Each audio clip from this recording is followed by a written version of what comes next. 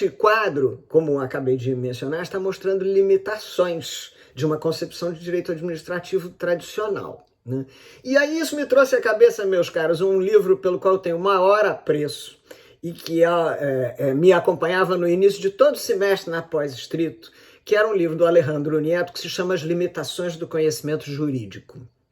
Todo semestre eu iniciava a sessão com Limitações do Conhecimento Jurídico, que é um livro delicioso, recomendo, publicado pela Editorial Trota, que traduz a Conferência de Jubilação do Alejandro Nieto quando aposentou-se, né? E ele está conversando com a graduação e ao final ele fala de 3 virtudes do jurista, né? Virtudes que os alunos deveriam exercitar. A primeira virtude que ele aponta é aprender a conviver com as aporias.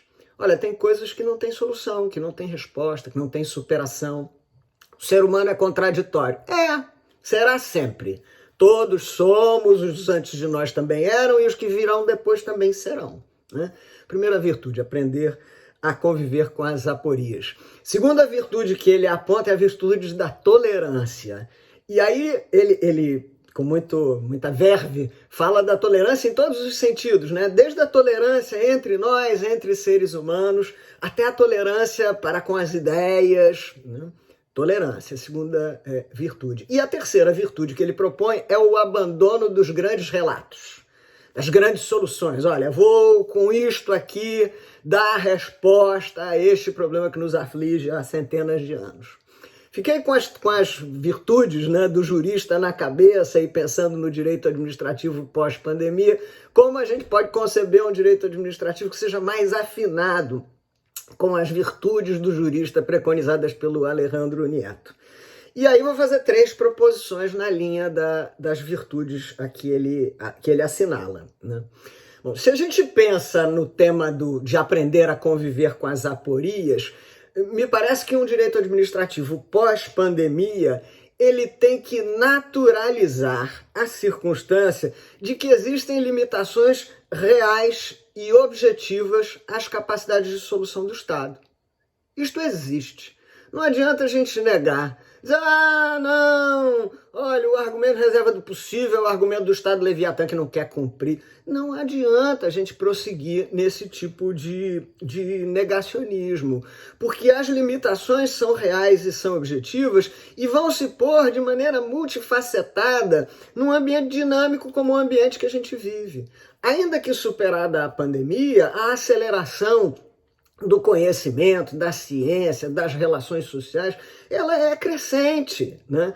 E aí, portanto, há uma dinâmica que é própria, que vai sempre apontar aqui e ali limitações à atuação do Estado. Essa ideia de um Estado onisciente, onipresente, onipotente, isso não existe mais. Há uma expressão que o Jacques Chevalier usa também no livro dele, O Estado Pós-Moderno, também é um livro delicioso. Ele fala no Estado desmistificado. Olha, precisamos abandonar esta mística. E isto precisa ser assim, né? Precisamos ter um direito administrativo que conviva com as aporias, porque existem domínios da vida em que o Estado não deve intervir. Existem domínios da vida em que o Estado não é o melhor agente a intervir. E existem domínios da vida em que a sociedade tem que exercitar uma responsabilidade, né? Há um papel a ser desenvolvido também pela sociedade. Então, penso que precisamos naturalizar esta ideia. Olha, o Estado é um agente, talvez seja o principal agente, mas não é o único agente e nem é um agente detentor de todas as capacidades. Não é um super-herói. O Estado não é o Leviatã, digo isso sempre, mas ele também não é o super-herói. Bom, segunda virtude, a virtude da tolerância. E aí, num direito administrativo pós-pandemia, que incorpore a tolerância, ele tem que ser um direito administrativo que naturalize também a diversidade, né? Porque a diversidade é uma característica das sociedades modernas, diversidade sob todos os aspectos, diversidades culturais, diversidades geográficas, diversidades étnicas, diversidades de toda a natureza, né? E o que é um direito administrativo que acolhe a diversidade no exercício da tolerância. É um direito administrativo que não busca se socorrer de categorias universais, né? Dogmas fundacionalistas e inafastáveis. Né? Olha, existe um único interesse público, que é aquele que a gente tem que perseguir. Isso já se viu, que não corresponde mais à realidade das coisas. Né? E um direito administrativo que naturaliza a diversidade, ele é um direito administrativo também que se abre para respostas plurais da administração. Olha, para este problema, a lógica que a gente trabalhou sempre é para um problema, uma solução. Isso não é mais verdade. Olha, para um problema, 3 soluções, 5 soluções, né? ou uma, e depois veremos se esta se revela suficiente e adequada para atender a todo mundo. Né? Então a gente tem que abandonar esta lógica de um direito administrativo comprometido sempre com a resposta única, um direito administrativo do pensamento único, dos modelos únicos.